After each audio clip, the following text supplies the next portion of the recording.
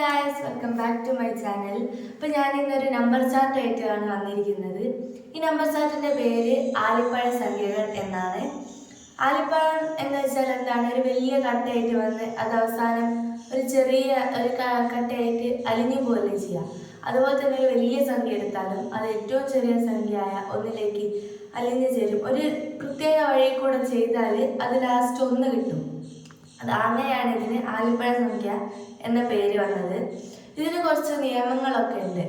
ഇപ്പോൾ ഒറ്റ സംഖ്യയാണ് നമ്മൾ ആദ്യം എടുക്കുന്നതെന്ന് വെച്ചാൽ അതിനെ 3 കൊണ്ട് ഗുണിച്ച് 1 കൂട്ടുകയും, അതുപോലെ ഇരട്ട സംഖ്യ എടുക്കുന്നതെന്ന് വെച്ചാൽ അതിനെ നേരെ പകുതിയാക്കുകയും ചെയ്യും. അപ്പം നമുക്ക് നമ്പർ ചാർട്ടിലേക്ക് പോവാം. ഞാനിവിടെ എടുത്തിരിക്കുന്ന സംഖ്യ 25ആണ്.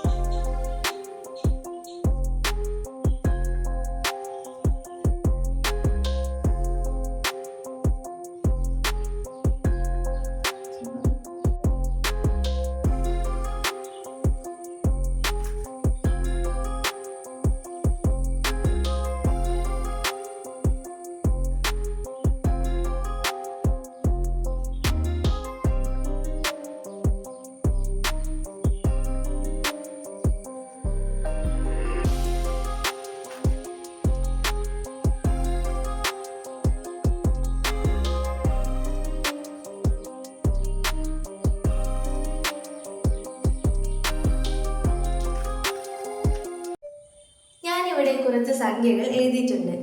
ഞാനിതിനെ ആലിപ്പഴ നിയമം അനുസരിച്ച് ഒരു വലിയ സംഖ്യയെ ഏറ്റവും ചെറിയ സംഖ്യയായ ഒന്നിലേക്ക് കൊണ്ടുവന്നിരിക്കുകയാണ്. ഇനി നമുക്ക് ആലിപ്പഴ നിയമം എന്താണെന്ന് നോക്കാം. ആലിപ്പഴ നിയമം എന്ന് വെച്ചാൽ ഒരു വലിയ സംഖ്യ, അതായത് ഒരു ഒറ്റ സംഖ്യയാണ് എടുക്കുന്നതെന്ന് വെച്ചാൽ അതിനെ 3 കൊണ്ട് ഗുണിച്ച് 1 കൂട്ടുകയും, ഇരട്ട സംഖ്യയാണ് എടുക്കുന്നതെന്ന് വെച്ചാൽ അതിനെ നേരെ പകുതിയാക്കുകയുമാണ് ചെയ്യേണ്ടത്. ഞാനിവിടെ ആദ്യം എടുത്തിരിക്കുന്നത് 25 എന്ന സംഖ്യയാണ്. 25 ഒരൊറ്റ സംഖ്യയാണ്. അപ്പം ഞാനതിനെ 3 കൊണ്ട് ഗുണിച്ച് 1 കൂട്ടി. 25നെ 3 കൊണ്ട് ഗുണിച്ചാൽ 75 എന്ന സംഖ്യ കിട്ടും. 75നോട് 1 കൂട്ടിയതാണ് 76. 76 ഒരു ഇരട്ട സംഖ്യയായി. 76നെ നേരെ പകുതിയായി, അതായത് 2 കൊണ്ട് ഹരിച്ചപ്പോൾ എനിക്ക് 38 എന്ന സംഖ്യ കിട്ടി. 38 വീണ്ടും ഒരു ഇരട്ട സംഖ്യയാണ്. അപ്പം ഞാൻ അതിനെ പിന്നെയും 2 കൊണ്ട് ഹരിച്ചു. അപ്പോൾ എനിക്ക് 19 എന്ന സംഖ്യ കിട്ടി. 19 ഒരു ഒറ്റ സംഖ്യയാണ്. ഒറ്റ സംഖ്യ ആയാൽ നമ്മൾ 3 കൊണ്ട് ഗുണിച്ച് 1 കൂട്ടുകയാണല്ലോ വേണ്ടത്.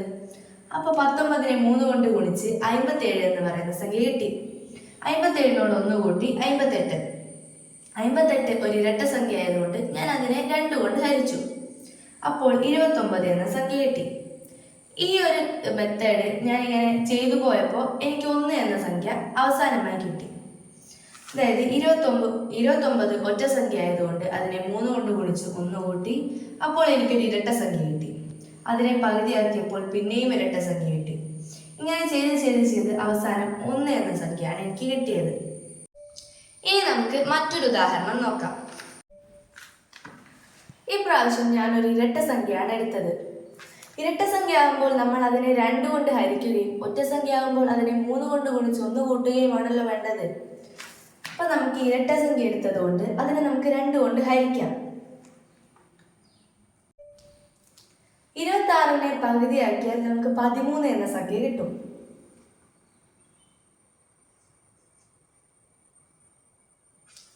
പതിമൂന്ന് ഒരൊറ്റ സംഖ്യയാണല്ലോ. അപ്പോൾ നമുക്കതിനെ 3 കൊണ്ട് ഗുണിച്ച് 1 കൂട്ടാം.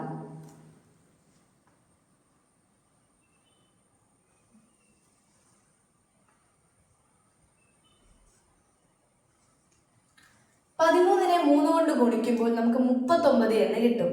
1 കൂട്ടിയാൽ 40 ആവും. 40 ഒരു ഇരട്ട സംഖ്യയാണ്. അപ്പോൾ നമുക്കതിനെ നേരെ പകുതിയാക്കാം. 40നെ 2 കൊണ്ട് ഹരിച്ചാൽ 20 എന്ന സംഖ്യ കിട്ടും. 20 ഒരു ഇരട്ട സംഖ്യ ആയതുകൊണ്ട് അതിനെ നമുക്ക് പിന്നെയും പകുതിയാക്കാം.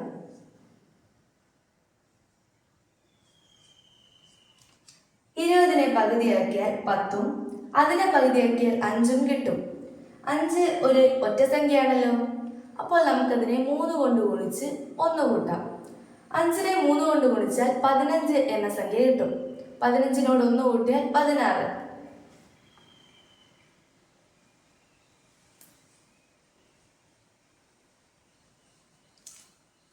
16 ഒരു ഇരട്ട സംഖ്യയാണ്. അപ്പോൾ നമുക്കതിനെ പകുതിയാക്കാം. 8 കിട്ടി. 8 വീണ്ടും ഒരു ഇരട്ട സംഖ്യ ആയതുകൊണ്ട് നമുക്കതിനെ ഒന്നുകൂടെ പകുതിയാക്കാം.